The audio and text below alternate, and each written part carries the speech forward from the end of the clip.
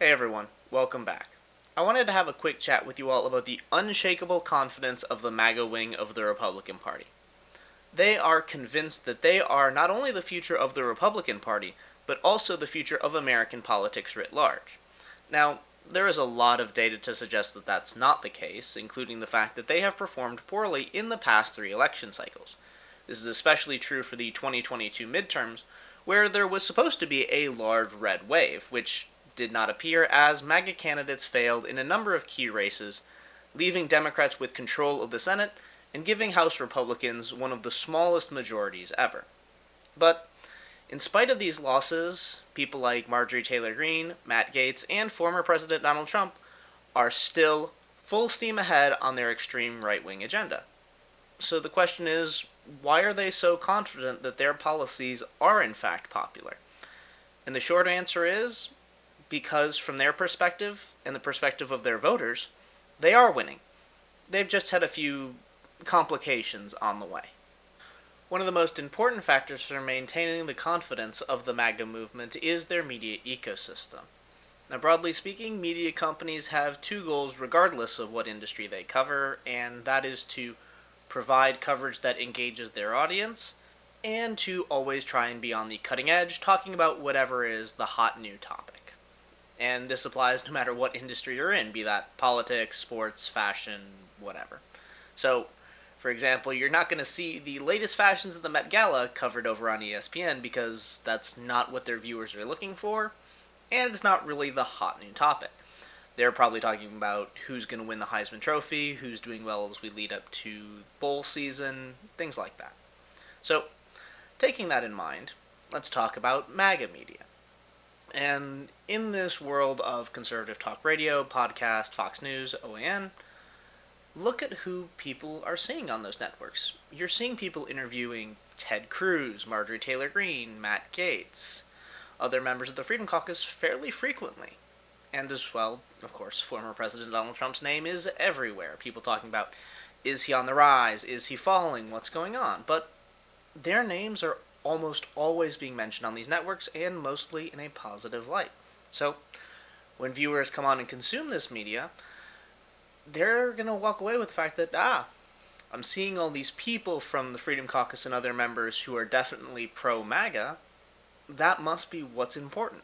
Additionally, these media outlets are incredibly important for explaining what really happened when MAGA candidates end up losing elections.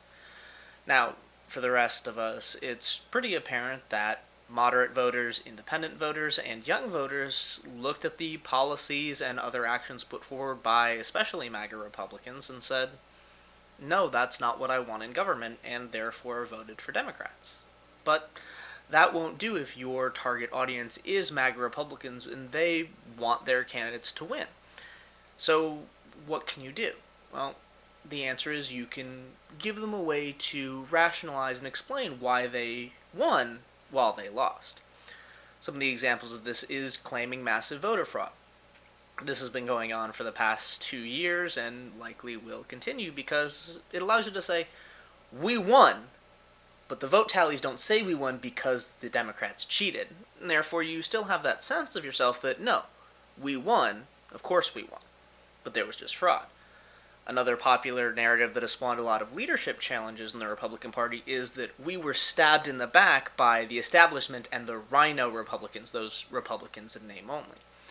Again, this is a good way of saying we would have won. Our candidates should have been successful, but we didn't get the support we needed from Mitch McConnell, Kevin McCarthy, and whoever else they want to blame from the old school Republican Party for not supporting them. Obviously, they were probably right to not support them, given the fact that their policies were not popular broadly in the U.S., but again, we're looking at this from the perspective of someone in MAGA world, and from what they're getting from their media, it's not us, it's them. They're the reason we lost. And there are a bunch of other different explanations floating out there, and we've discussed some of that here on the channel, but this information is getting out there through the different media outlets that target people who want to support different MAGA politicians and are generally affirmative of that movement. So, at the end of the day, these media outlets are a huge factor in maintaining their confidence that, despite all of the losing, they are winning. Now, that's not to say that MAGA Republicans haven't won anything. In fact, they've done exceptionally well in Republican primaries. This chart is a breakdown of the win-loss record for Trump-endorsed candidates in the 2022 GOP primaries. The most interesting data on this chart to me is the number of challengers and open race contestants who succeeded with Donald Trump's endorsement. We saw that especially in key Senate races where people like Blake Masters, J.D. Vance, Mehmet Oz all succeeded based on Trump's endorsement. And what that tells us is that the endorsement of MAGA World is incredibly important to winning in that GOP primary. Now, some of these candidates then went on to lose in the general election, particularly in the Senate races that were very key this year, but hey, at the end of the day, a win is a win, right? And MAGA Republicans have used the confidence from these primary election wins to launch further challenges against the established Republican leadership. This year, Mitch McConnell saw the first ever challenge to his position as the Republican leader in the Senate, and Kevin McCarthy's path to the Speaker's chair is still under question, and frankly, with the amount of holdouts that already exist, he cannot get a majority, so who knows what's going to happen over there. And over in the National Republican Party, MyPillow CEO Mike Lindell is currently campaigning to become the head of the National Republican Party, which would inevitably take it in a very MAGA direction. And frankly, regardless of whether they win or lose, MAGA Republicans are still being included in major strategic decision-making which will determine Republican strategy going into 2024 and beyond. A good example of this is Ronna McDaniels inviting people like Blake Masters, who failed in his bid for election to the Senate in Arizona, to help perform an autopsy on the GOP's lackluster performance in the 2022 midterms.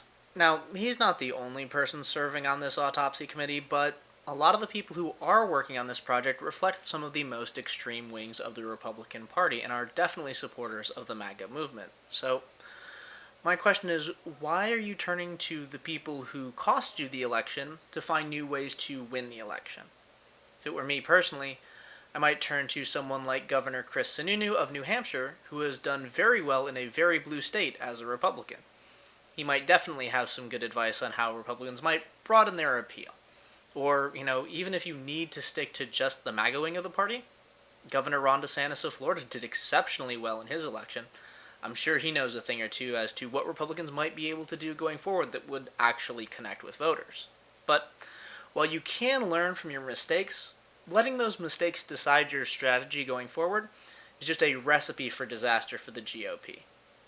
The last thing that gives the MAGA movement its confidence is the fact that its support is very easy to see. As a matter of fact, it essentially wears a uniform in that bright red baseball cap that says "Make America Great Again" on the front. Nobody questions what you support if you're wearing that hat, and everybody knows kind of what your politics are at that point, because you've put on the hat, you've identified yourself. And heard it plenty of times, seen it written in news clips, everyone saying, there's no Joe Biden hats, there's no, Democrat hats, so there must not be supporters. And while it's a weird thing to think, because again, this isn't something we normally see in politics, Barack Obama, John McCain, George W. Bush, they didn't have hats either. But Donald Trump kind of came along and did the one thing he's very good at, which is branding, and he put all the Republican Party's new branding with the MAGA movement into that hat. And it's very easy for people who are in the MAGA movement, as either politicians or just regular voters, to point out and say, look at all those red hats. We have a ton of support. We are the future of the country and the party. When nobody else has hats, because, again, it's not a common thing to do in American politics, generally speaking. And the other thing, which again helps them really visualize and see the support, is this map.